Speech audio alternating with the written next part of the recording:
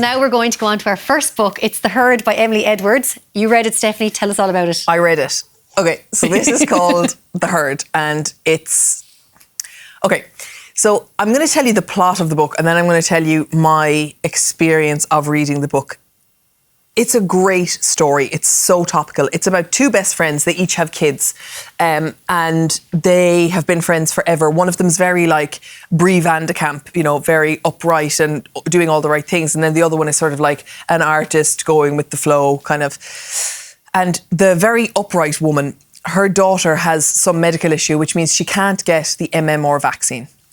So the mother is very uptight about making sure that this birthday happens, but she emails all of the friends to say, please don't send your child to my child's birthday if they haven't been vaccinated. The whole book is set in a court case, so you know from the start that like something has gone down. And basically what happens is someone is not vaccinated against MMR, there's a measles outbreak and something happens to the child. And it's a gripping drama, like you should read it for just the case alone. I have one issue with it, which is that one of the characters who is not vaccinated and doesn't vaccinate her child does not vaccinate because her brother is autistic and her mother believes that it was the MMR vaccine that caused him to be autistic. Now, that story is debunked by the end of the book.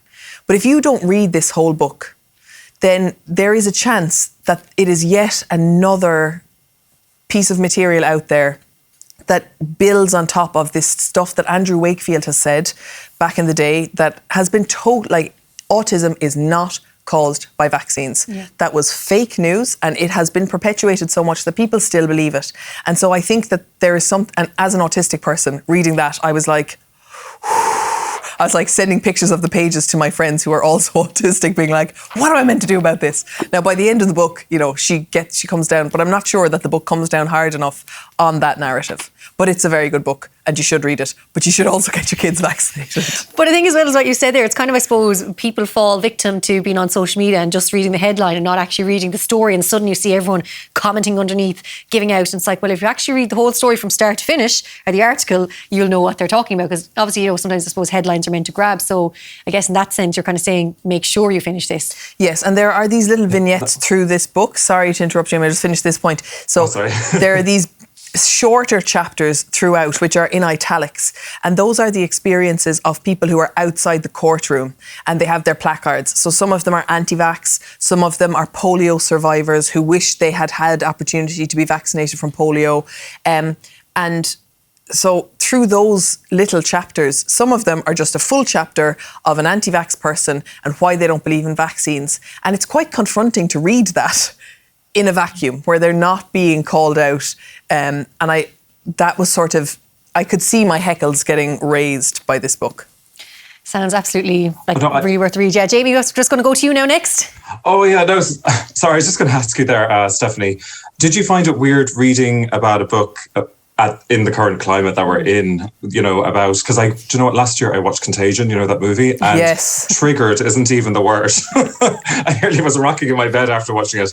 And I just wondering, how did you find that? Was it an odd experience? It was very relatable, right? Because you know, we know that this pandemic has been going on for however many years now, and vaccines are constantly spoken about. It doesn't mention COVID. COVID doesn't exist in the world of this book, but it is about measles, mumps, and rubella, and there is a measles outbreak. So it's interesting, I guess, to hear the thoughts of people who are anti-vax. And I don't agree with people who are anti-vax. I do agree with people who are vaccine hesitant. And that is in the book too. People who are just afraid and who need more information. But if you're in a position where you're afraid and you need more information and you're getting your information from people who are anti-vax, and that does happen in this, where they're trying to it's almost like a competition. The anti-vaxxers are trying to get more people to their side by telling them terrible things are going to happen to their children, which is criminal, actually. It's criminal behaviour. And I just feel like this book should come with a public service announcement attached to it, you know. I feel like the Wizard of Oz behind you, you know. So I was just going to say, it sounds like a good book club book. Like it'll spark a good bit of Well, it debate. does say, Like this it's is a proof copy that I'm reading, and it says it's the standout Right. book club launch of 2022 Oh, Jesus. for fans of I'm on the Leanne money. Moriarty and The Slap. No. So yeah, definitely worth a read.